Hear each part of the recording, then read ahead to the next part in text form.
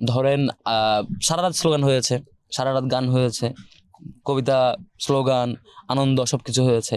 আবার সকালে যখন রেজাল্ট অ্যানাউন্স করা হচ্ছিল তখনও এক একজনের নামের পরে এক একভাবে স্লোগান হচ্ছিল। তো যেমন ধরেন আমাদের সর্বমিত্রের সময় একভাবে স্লোগান হয়েছে, সর্বমিত্র সর্বমিত্র এইভাবে, মানে ওই সবার মিত্র।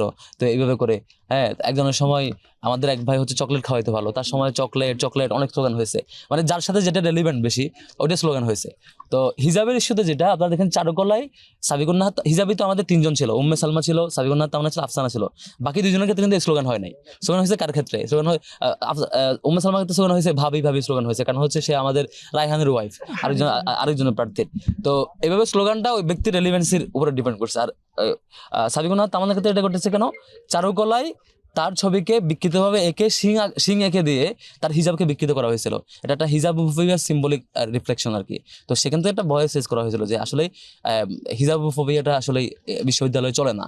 বিশ্ববিদ্যালয়ে যে ড্রেস পরে যিনি হিজাব পড়তে চান তাকে আপনি পিছন থেকে এসে গোপনে এসে তাকে বিকৃত ছবি করবেন অথবা তাকে ডিপার্টমেন্টে হেনস্থা করবেন, এই জিনিসগুলো বিশ্ববিদ্যালয়ে না চলা উচিত। সেই ভয়েসটা শিক্ষার্থীরা সেখানে রেজ করেছে ওই স্পেসিফিক ওই ইস্যুতে।